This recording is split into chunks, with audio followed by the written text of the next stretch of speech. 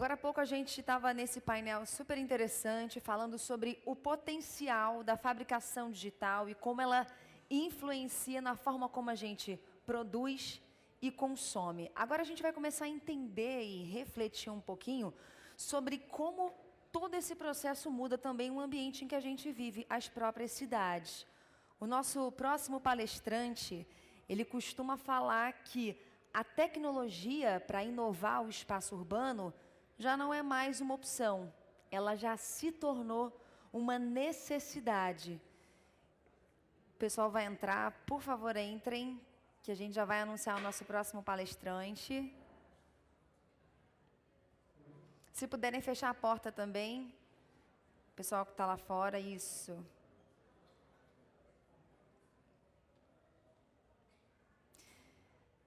Pensando nisso, nessa necessidade de inovação das cidades, essa necessidade, eu quero chamar agora ao palco o nosso próximo palestrante, ele que é cofundador e diretor do Fab Lab Barcelona, no Instituto de Arquitetura Avançada da Catalunha, e é um dos fundadores do Fab City Global Initiative.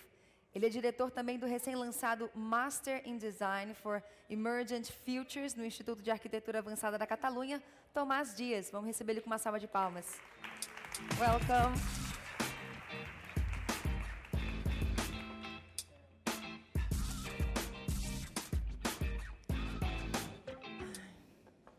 No, because I need the okay. So I will try to start with this. I need the, you know what goes, excuse me, what goes with the USB, what goes in the computer. Good afternoon, everyone. I think I need to talk to Kaide, the presenter that was previously, about options to get some clothes made in Rio. I got my bag lost from my flight yesterday, but that's one of the risks of transporting atoms all the time using fossil fuels. You have to carry heavy stuff with you. If not, you have to get it shipped. I wish I could come to Rio with my files, the files of my clothes, and I can make my clothes on demand in Rio, then use them, and then put them probably in the trash, but actually it becomes a nutrient to grow stuff, right? It sounds, it sounds a bit utopian, but I think that we are really close to that, yeah. So I'm gonna get a clicker, otherwise I will have to be here in my computer. I have to say thank you very much, the guys from, these guys are amazing, just, yeah. Amazing. Thank you so much. We give them an applause. Yeah. They have solved everything. So, yeah, I'm going to talk about like how we can get there, how we can get to move just information and not necessarily atoms. I'm going to explain it through some examples and some personal story and also some theoretical background.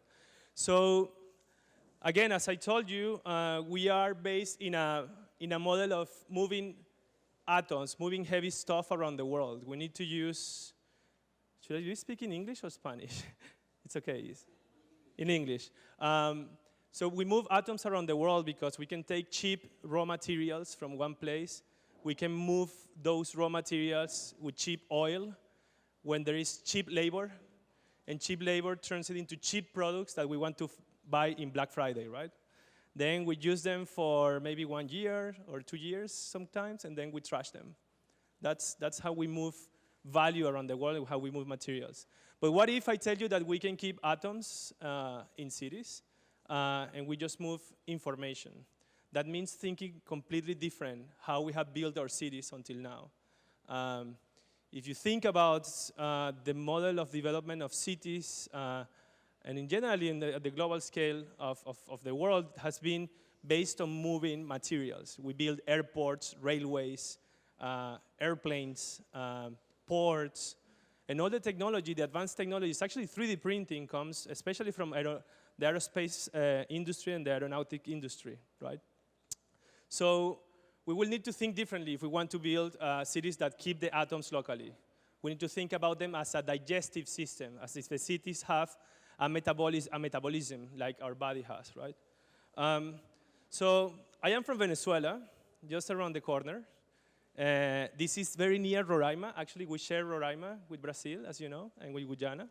I moved to Barcelona, was the capital of design and architecture and urbanism, actually, a capital of cities. I moved there 13 years ago, and I like to surf in Indonesia. That's me.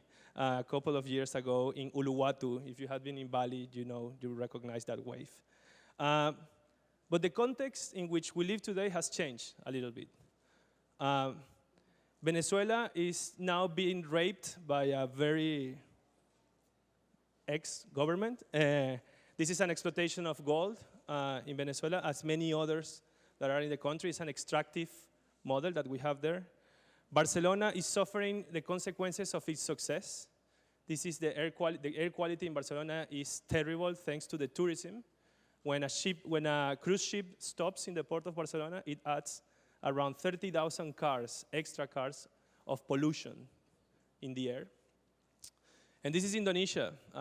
This is a little bit northern, not in Uluwatu, but in Canggu, where you can see, how the plastic that we put outside, it comes back somehow. Not only in the beaches, but actually in the fish that we eat is coming back the microplastic. So we're eating the plastic. So I throw you these questions. If you believe that global warming is fake news, you should leave this room now and go study. We have been only 100 years, more or less, with oil, and it seems like we cannot live without it.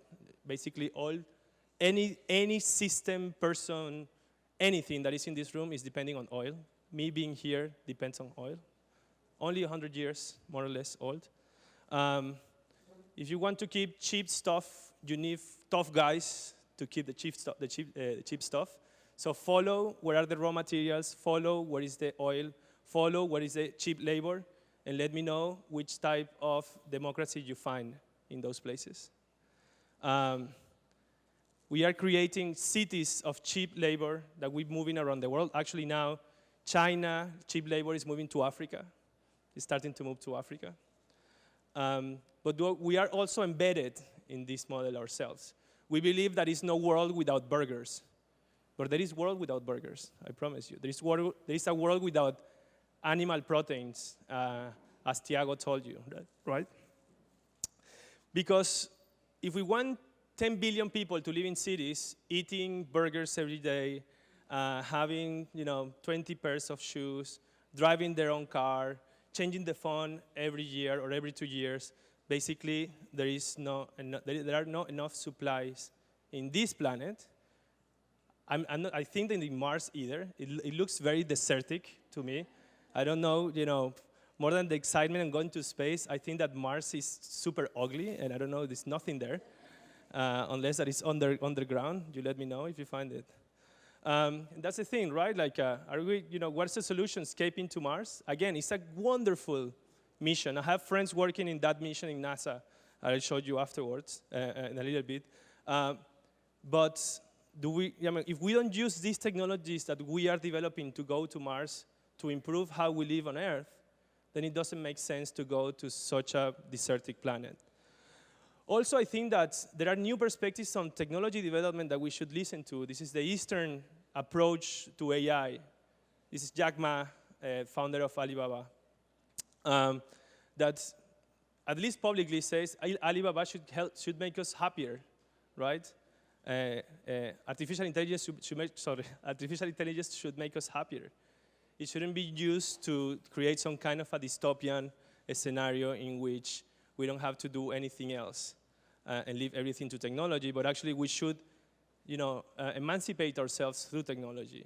And it's a very interesting discussion between Jack Ma and Elon Musk. You should check it in YouTube because you will see the two approaches, like the hyper-techno-optimism, colonialist vision, white vision of the world, and then the more holistic, human-centric view of the world. You let me know which one is what.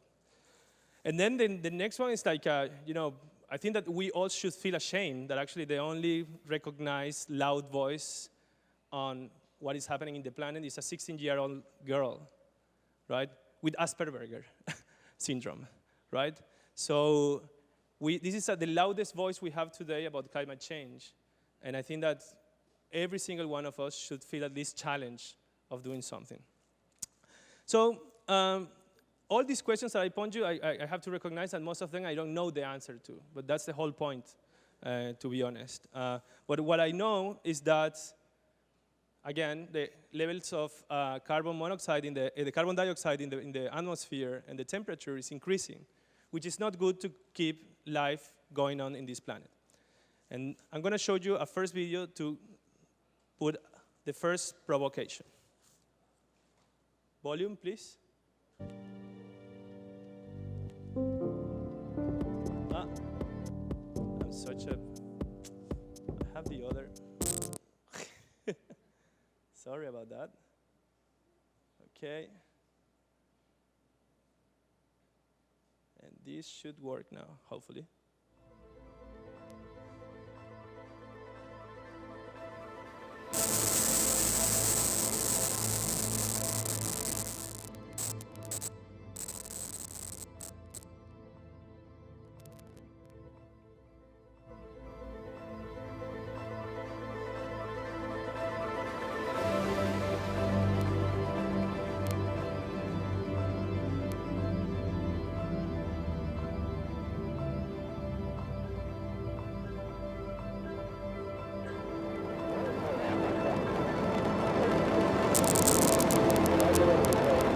So this is the first video of a trilogy series that we developed for promoting a master that we just launched, the Master in Design for Emergent Futures.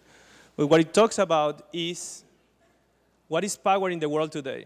And it's using this analogy with the 7 sins, you know, the 7 sins. You saw the movie Seven, yeah? So the 7 sins, using actually that they became the 7 commandments of our world today. It's what powers us, the envy, the pride, the lust, the gluttony, is what's powering us. We want more, we want to be appreciated, we want likes. So they became our 7 commandments, right? So I told you a little bit about the context. Now I'm going to tell you about the convergence in which we're living today. And it's basically the fact that it's not new, this idea of a convergence moment. We had a convergence, you can say like a very big convergence moment at the beginning of the last century, at the beginning of the 20th century. We invented wireless communications. For the first time, a communication between Europe and America was done, thanks to Guglielmo Marconi. We also, thanks to Henry Ford, we introduced the assembly line, and so we optimized production, and we started mass standardization. We discovered oil, and that happened more or less at the same time. In a very short period of time, all these things came together and actually served as a way to reconfigure the world. And that's what we are living today. Actually, it's a consequence of that, and we're adding, on top of that, another moment of convergence, which is, or you know, a kind of 2 decades of convergence between the invention of computers and the communications, and the digitalization of communications using the internet, right? So the convergence moment of today is quite impressive, because we're able to develop intelligence that goes beyond the capabilities that humans have, right? We have developed better mechanical capabilities thanks to the machines and the mechanical and the industrial revolution. But now we're adding other levels of dealing with information and making sense of information. We're adding capabilities to program and design life, synthetic biology. We are, in a way, trying to invent new ways of circulating value, and that's blockchain technologies, for instance. And add to that all the capacity that we have today in terms of technology, right? All the computers that are in this room. So this is coming together now, and then the question is how we're going to reconfigure the world thanks to this convergence moment. The last time we added a big technological shift in our life, following old ideas, it was when we introduced the computers and internet, right? And that's what generated the big giants of technology today. Facebook, Google, Amazon came out of that addition to this very greedy, accumulative model. We added the digital capabilities, and we make them stronger, right? Think about this, it's going to be like millions of times more, even more stronger than what happened with the digital revolutions, right? And I'm going to introduce this moment of convergence, which is going to be shorter than the other one, with another video, just quickly. Okay. I didn't like the message that I saw. It said that a video occurred. Let's see. Okay. I'm not going to stop.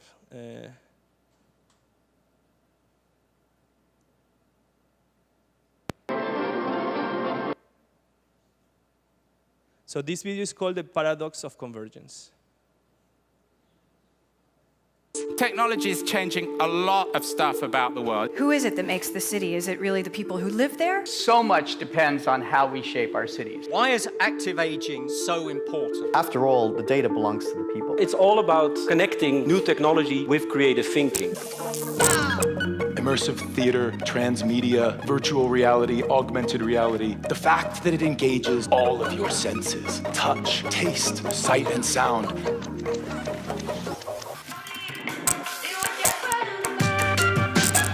I believe that the startup organization is one of the greatest forms to make the world a better place. You know, startup's one part, scale-up's the other thing.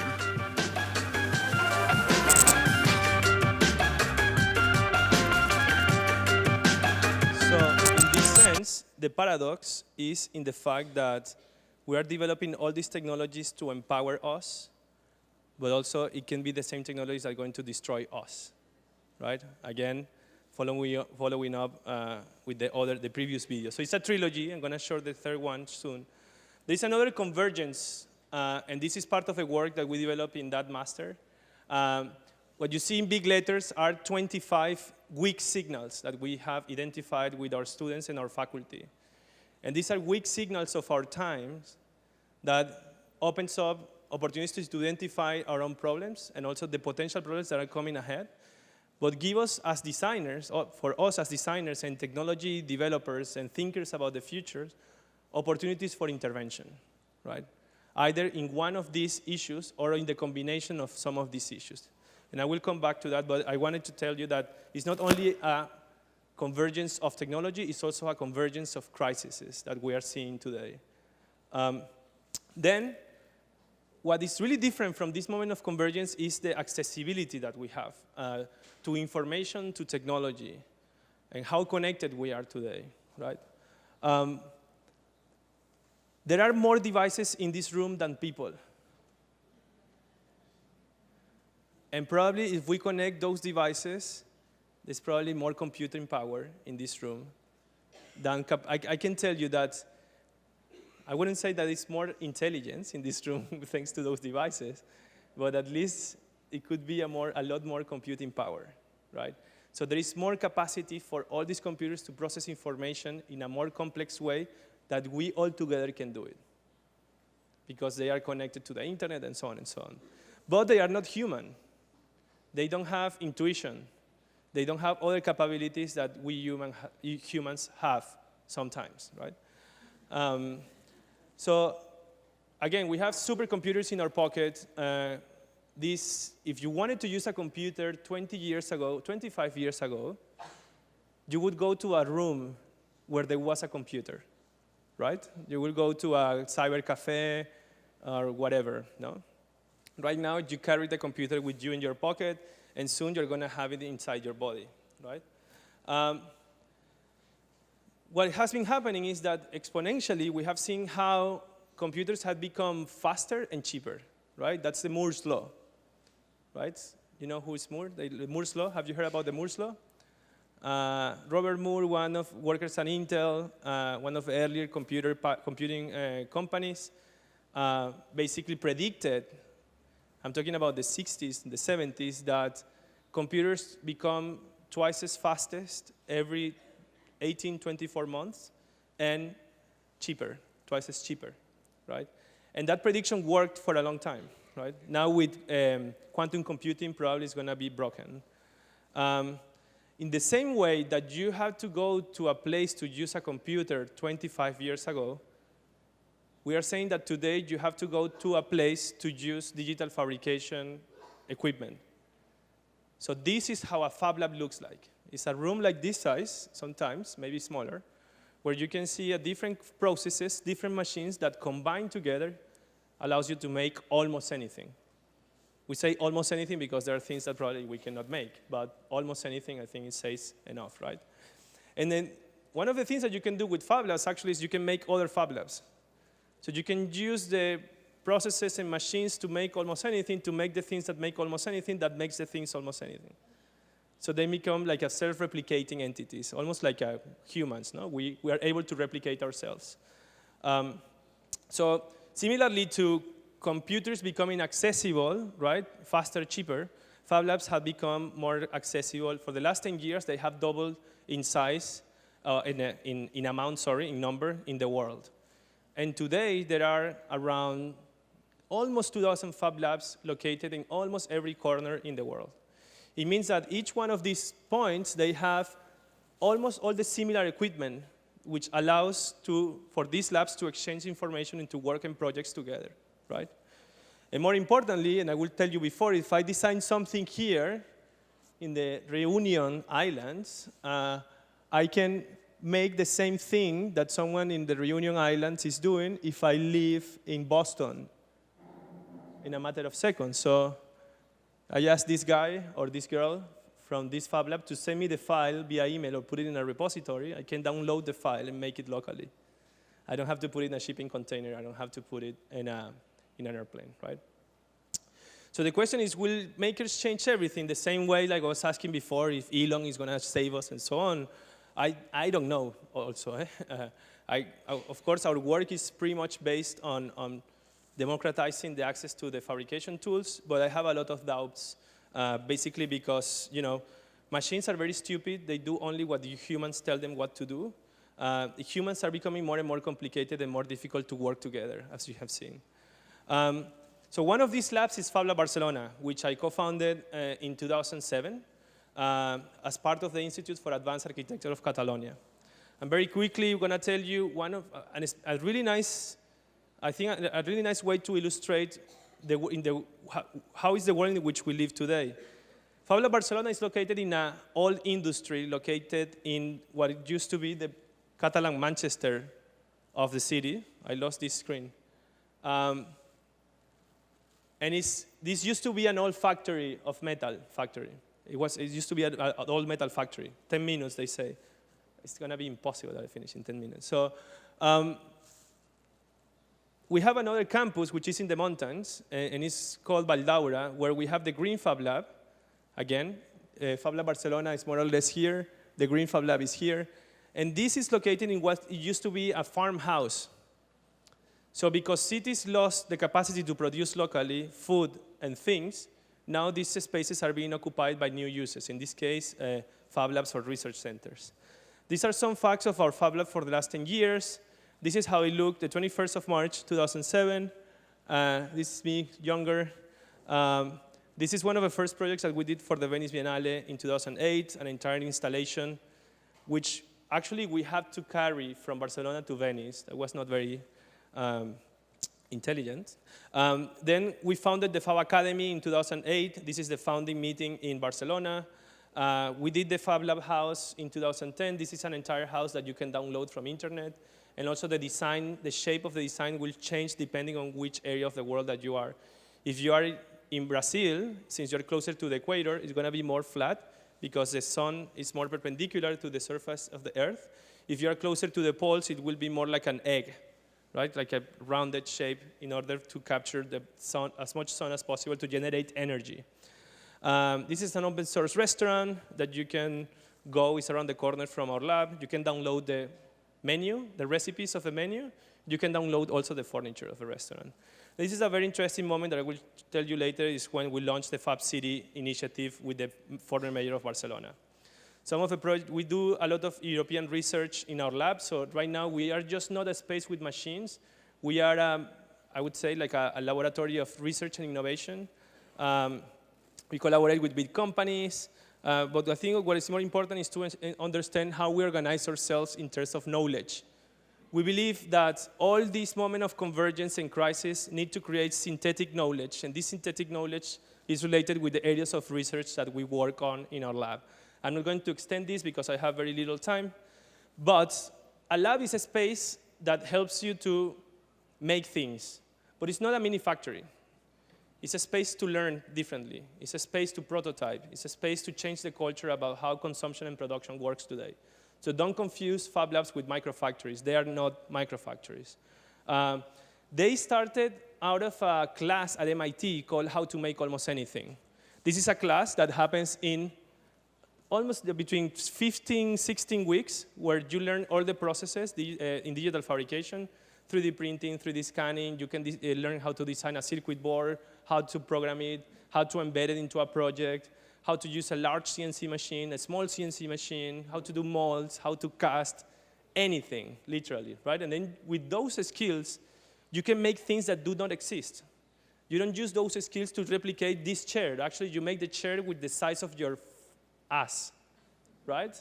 Or you make something that you really need for really, really specific need, right? With not added price, hopefully. So if you want to go to that class in the year 2004, you had to go to MIT. Well, MIT is very expensive. Living in Cambridge is very expensive. And then staying as a student at MIT is very difficult. I don't know if any of you have been to MIT, but you see a lot of signs when you walk in the campus that says, call us if you're thinking about suicide, right? There's a lot of pressure to be a student at MIT. What we have done is actually make the world an MIT campus. That means opening up this class, the How to Make Almost Anything class, to any Fab Lab in the world.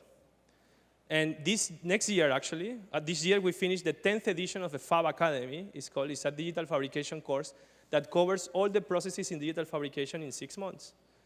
And every year, 70 Fab Labs in the world become classrooms for 300 students, more or less, that are part of this class, right?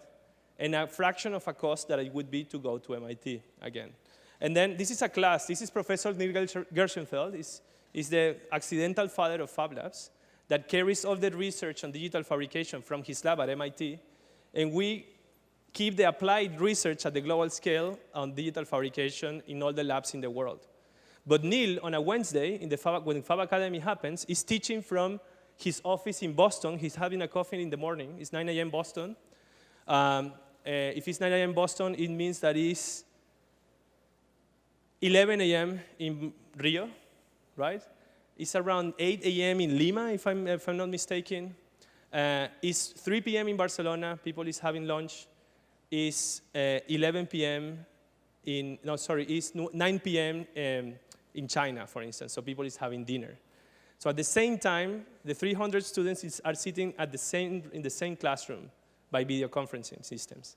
But they work in their local lab learning by doing about digital fabrication, not by theory or sitting alone in front of a screen like the MOOCs, but actually learning in the lab with others by making and so on. I have 10 minutes again. This is great. The 10 minutes, the endless 10 minutes, great. So it's one of the year in the Fab Lab conferences. These students graduate. So this is a beautiful moment because you see all these students, they meet for the first time in Atoms once a year, and they have been sharing the whole program for 6 months. So it's quite an interesting moment of finding out who is who.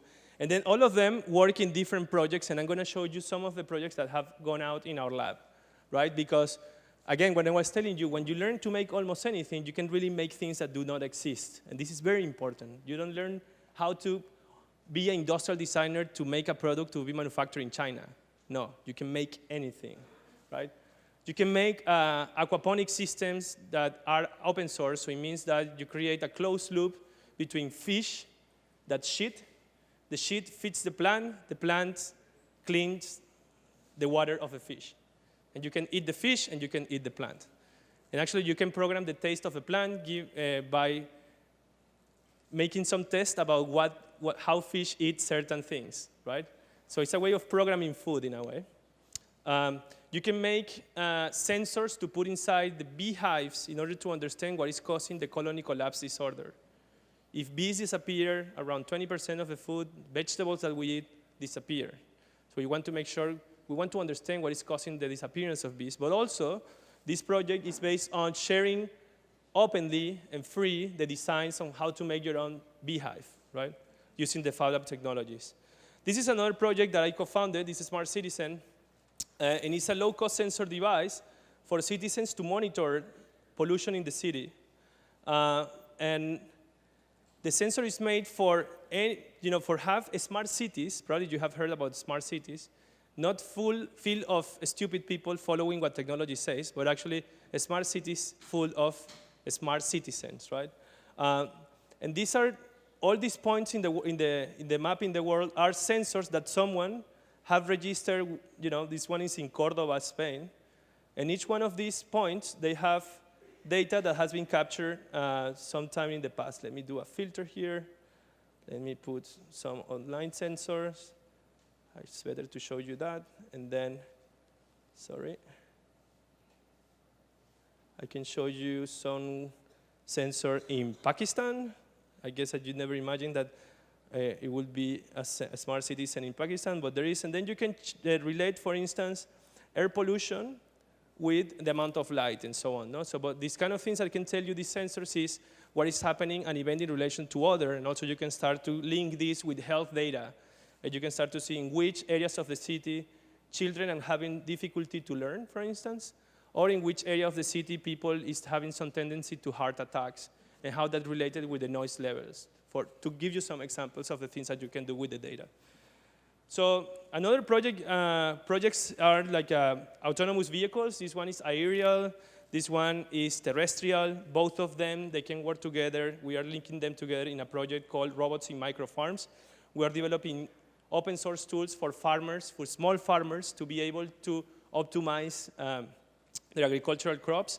This is a winemaker's lab. This is me picking up a grape.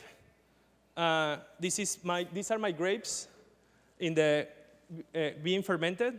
I am following the fermentation using my smart citizen sensor. So we put sensors of the kit inside to follow the temperature and the humidity. This is us making some tests of how the fermentation has been working. And this is the most expensive wine in the world.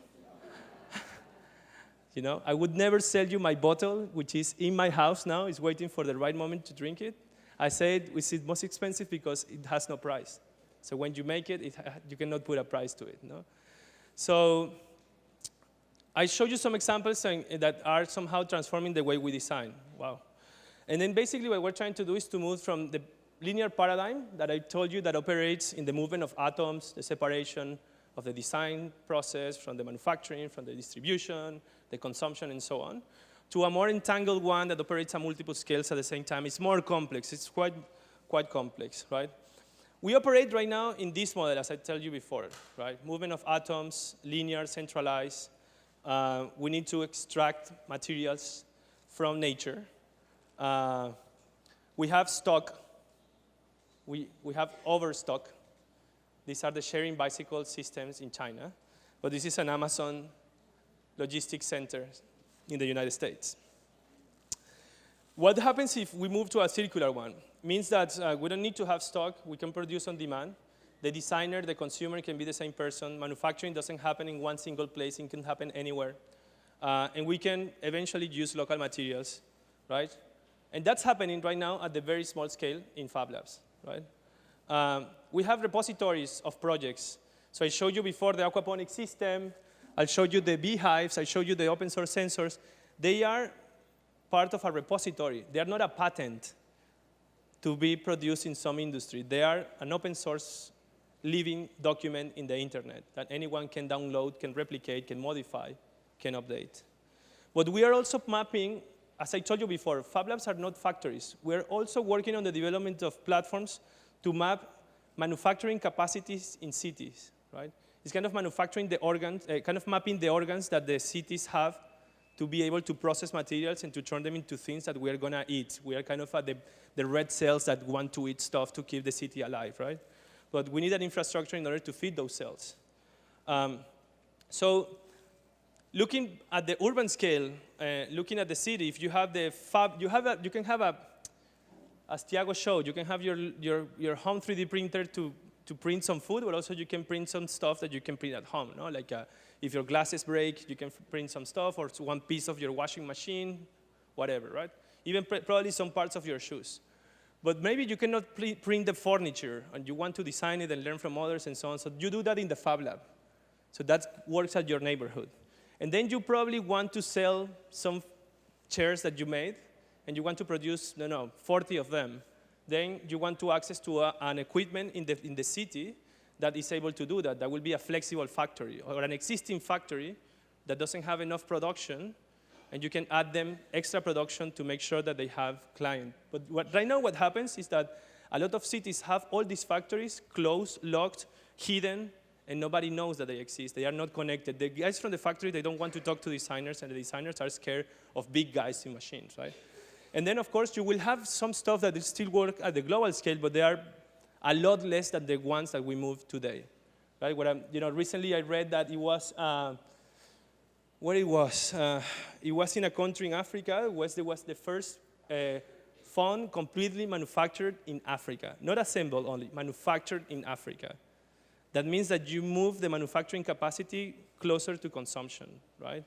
In this case, of course, it's for distribution to other places in the world, but imagine that you have the capacity to manufacture on demand locally in the cities what you need. So this is the change of paradigm, and that means that we need to think about how we can design emergent futures. You can take it now 5 minutes again, maybe.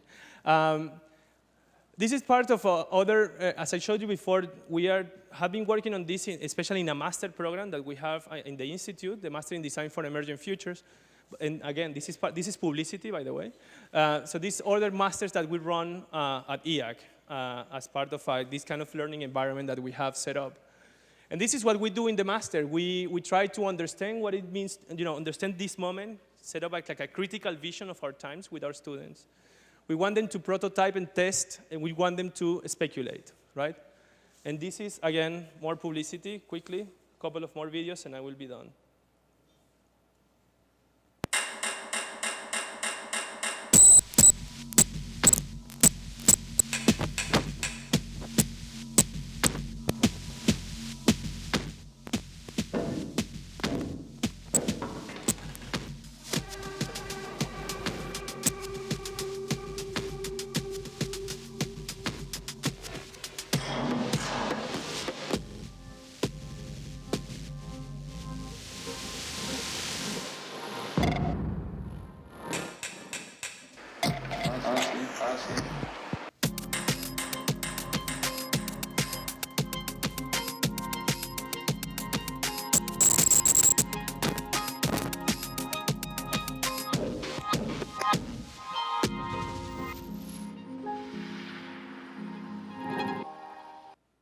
So I'm going to quickly tell you a couple of projects that our students worked last year.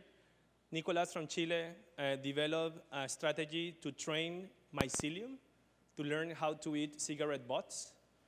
Mycelium, they don't like to eat nicotine or tar that is in the cigarette butts. So what Nicolas did was starting to feed the mycelium with some non-used cigarette butts, and then started to add the ones that are used. And they learned. They started to biodegrade very, very polluting waste and turn it into an organic waste.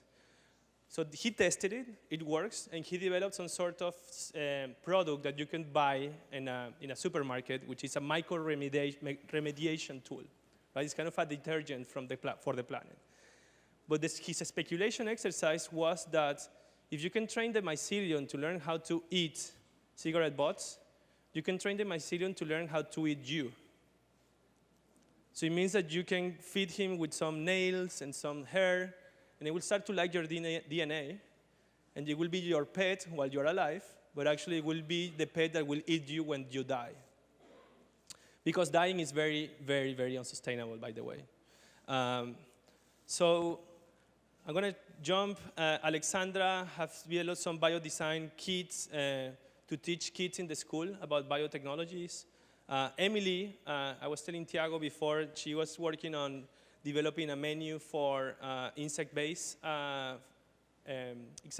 She was testing an insect-based diet in a menu in a restaurant, and part of her final project is to organize a dinner with a chef, and she's still working on it.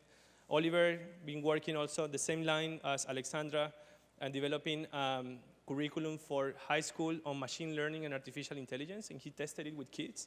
So it's the kind of, emergent futures, meaning like think about educational systems differently, thinking about the products that we buy in the supermarket are just not generating waste, but actually are absorbing waste, for instance. Or thinking about Gabor in the attention economy, he was trying to make people to go to a restaurant and give their phone while they are eating, so they can talk to people while they're in the dinner. And then people give their phone to be connected to a global supercomputer that is calculating, like the SETI project or doing like a DNA synthesis and so on, right? So you can be part of a supercomputer with your phone while you're having dinner with your friends. You talk to your friends. Your phone is giving computing power to the world's largest problems, and you're getting some incentives, some cryptocurrencies in exchange of that. That probably you can pay the dinner from the computing that your phone did. So this is what like a normal day our school looked like at IAAC. This is some of our students working with the machines. This is our strategy that is multiscalar. I kind of explained the graphic that I showed you before on how to design for emergent futures. This is another video that I'm going to skip, and just very quickly in 2 minutes, I'm going to tell you how this then, all this process of understanding context, convergence, access, learning, design leads to the transformation of cities, right? This is what the main topic of the talk. And it's starting with a very clear question. Can we make urbanization productive instead of being extractive? Can you show me? Time is over. So that's what we're trying to do in Fab City. As I told you, this is more of a recap, don't worry. It's going to be 30 seconds. So it's moving from a model in which cities import products and produce trash. We call it PITO, which is a very bad word in Spanish, to a model that is called DIDO, no? So from product in, trash out, to data in, data out. As I told you, this started from a provocation we launched with the mayor of Barcelona. He started a countdown of 40 years on July in 2014. And this countdown is still going. If you go to fab.city, you will see that the clock is going. And today we have 34 cities together with 33 and 34 together with Barcelona that are part of this. Paris doing library of materials and creating like a super fab lab in the north in Saint-Denis. Seoul doing the innovation park in which it's connecting with also the social economy. Quickly, I'm going super quick. Puebla connecting with the artisans, similar to what has been happening in the Mayan Fab Lab.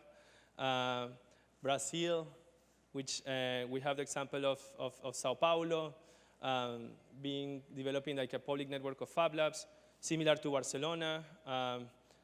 Fab City prototypes, which is experimentation in neighborhoods and in how to put out in the world, these technologies that people in the Fab Labs invent, right? And then what we're trying to do basically is develop this, and I wanted to end with this, the full stack. I showed you how Fab Labs can be part of a distributed infrastructure for design, production, etc. But importantly, they're a distributed infrastructure for learning. When you learn differently, you can innovate together with the world, connected, under a new paradigm, or under a new mindset. But you need this to land into cities. This is where the experimentation at the urban scale comes in. And you need everything that we do be connected with the world. You need platforms for people to exchange that knowledge, that value. And then you need those to be turned into policies. You need the support of a political power to make that urban transformation that we need. These are some events that we do around Fab City, especially the Fab City Summits. We have done in Amsterdam, in Paris, in Copenhagen. And I want to invite you to the Fab City Montreal in 2020. It's just a straight line up to the north.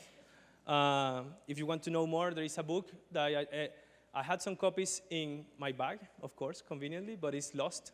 So I will give you guys a couple of copies so people can get the Atoms version of it, but the Beats version of that, the digital version is freely available online, so you can read it on screen.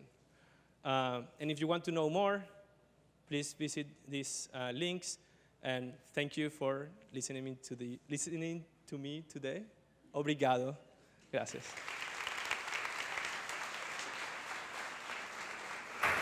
Pode ficar com o microfone. Sim. Só para lembrar, interessante, né? O Tomás estava falando sobre essa questão dos Fab Labs, que é como se fossem cursos do MIT. Tem um Fab Lab aqui na Casa Firjan. E mais interessante ainda a gente pensar que ele está falando sobre o futuro da indústria, né? Sobre a inovação da indústria, justamente na Casa da Federação das Indústrias do Rio de Janeiro. A gente vai ter agora 10 minutinhos para vocês poderem fazer perguntas para o Tomás. Só lembrando, perguntas objetivas, breves, para que o máximo de pessoas possa participar. É com vocês. Quem quiser, é só levantar a mão que as meninas vão estar distribuindo o microfone.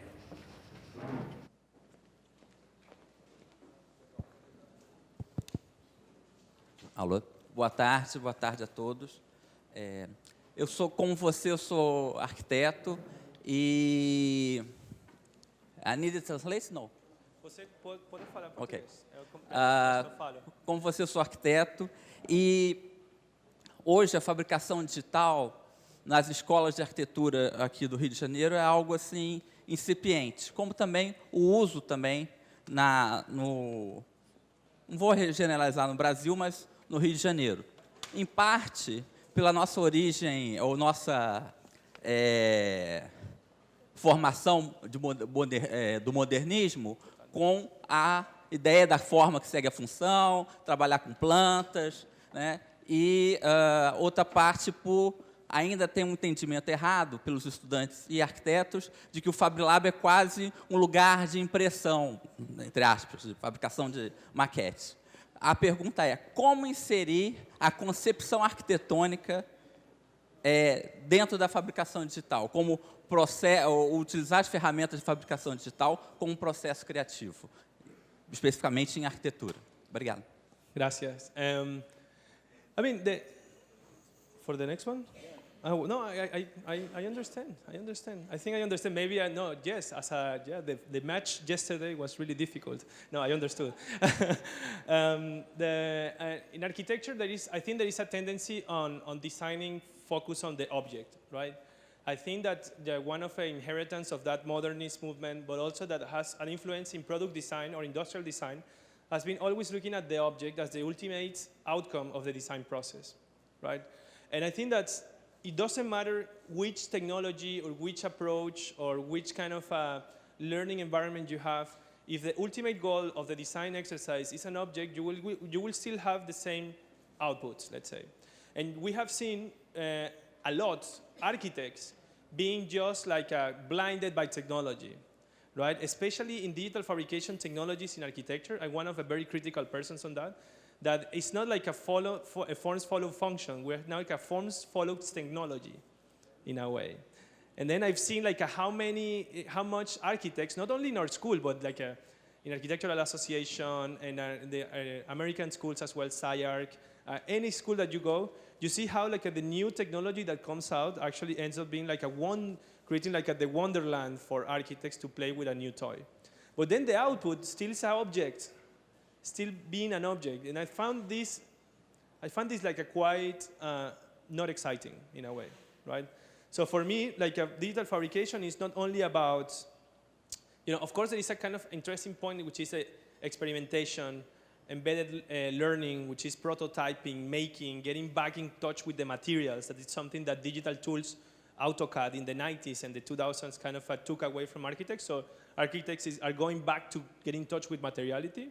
But what is more important for me in the design process is that which are the implications of digital fabrication tools, like how we can think about not the design process as a way to generate objects at multiple scales, right, with different form interpretations, transformations, and so on, but actually how we are changing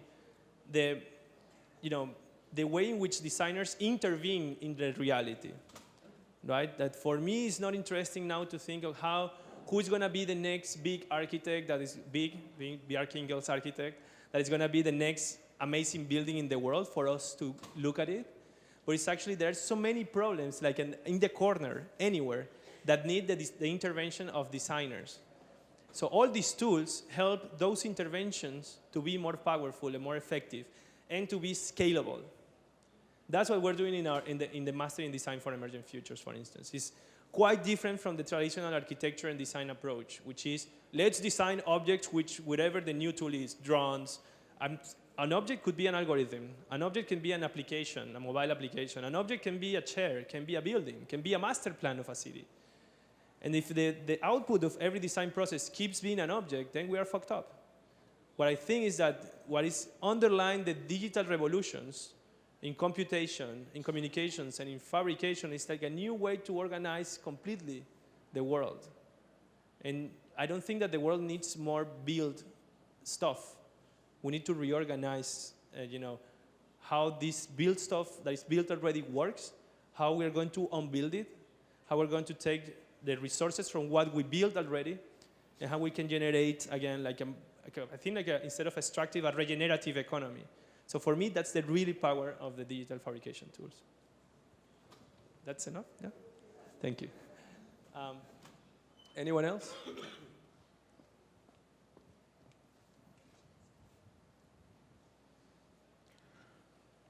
Meu nome é Márcio. Para complementar um pouco a pergunta dele, as grandes megas cidades foram surgindo naturalmente, principalmente aqui nos países pobres, como o Brasil. Pelo que eu entendi, o trabalho de vocês não é exatamente tentar controlar esse processo, mas até inverter ele. Você realmente acha que é possível isso, já que é um processo quase que natural? A ver, el crecimiento urbano... sorry. The growth of cities, I totally agree with you. Like most of the growth of the urban growth had happened by the interaction between different forces, right? And in very few examples, it happened when one single force had the disposition to create a city, right? Like in Brasilia, for instance, or like in Puerto Ordaz in the south of Venezuela, or like in the failed experiment of Masdar City, created by one of the most celebrated architects of our time, that is Norman Foster. So we have seen that these exercises of thinking like there is an urbanist architect designer that can create a city and control it is impossible. We're dealing with a force that is uncontrollable, and it's an organism itself. It's like it's kind of life, right? What we can do, or what I think we can do, is to intervene in this organism that is living, right? Right now, the city is like eating a lot of cholesterol, it's not doing exercise, it's just watching TV. The city is not going out of its apartment, and it's just like being fed with McDonald's and stuff, right? So cities are going to have a heart attack soon, right? And some of them they have had heart attacks, but now what is more important to see is that these mega cities, which are attracting and are going to attract close to 70% of the population, they're also compromising the rest of the systems in the world. So that heart attack is not going to be just one city with a small crisis. We're seeing systemic crises that affect us all in the world today. All the problems in the world are entangled. We are not anymore able to be in the bubbles of design and experimentation that we have in the 20th century. We are really in crisis. And again, we have a 16-year-old girl telling us these very obvious facts. And we're still, including myself, we're still, going on.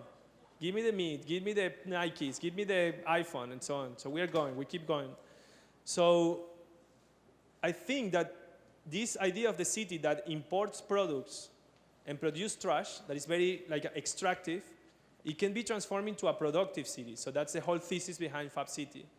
And we start from something that is a small evidence today, which is that if you have the shared processes and capabilities to transform bits of information into atoms, and what's happening in the Fab Labs at a small scale.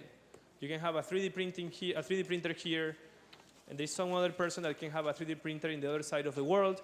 You share the information about how something is made instead of putting the thing to be placed in a shipping container and so on, as I said before. It's like the pizzas. When we eat pizza, they are not all shipped from Napoli, right? We share the recipes of the pizzas. I think it's Sao Paulo, no? That they eat pizza on the weekends. Also in Rio, yeah. There's a lot of pizza weekend tradition. Is Saturday or Sunday? Both. But it's a weekend food, right? Yeah. So imagine every weekend you have the Italians working really hard because they're very cheap labor, and they put all the pizzas in shipping container, and there is a ship coming out of Italy very fast for you to have your pizza on the Sunday night, right? No, we share the recipes, and you have pizza ovens locally. So now, every Black Friday, every Christmas, every launch of an Apple product or whatever, we have Chinese people, and soon African people, will be working like crazy on manufacturing things that we don't need and ship them to you, right? And that's part of the urban system, which is part of economical problem. Again, I think that it's not morphological, the problem of the city. It's more organizing how value circulates and where we assign value to things. So going back to your question, I think that yes, cities are uncontrollable. It's like people, right? They're moody. They have their own life. But I'm sure that we can intervene in the city systems, at least in the metabolism, and think about how we can really have urban futures that are possible. That was very good closing of the conference. How we can have urban futures that are possible and not keep developing a model that is 200 years old, that is becoming worse in every iteration, right? So that's what I would think about it. That's it? That's it. Thank you very much, everyone.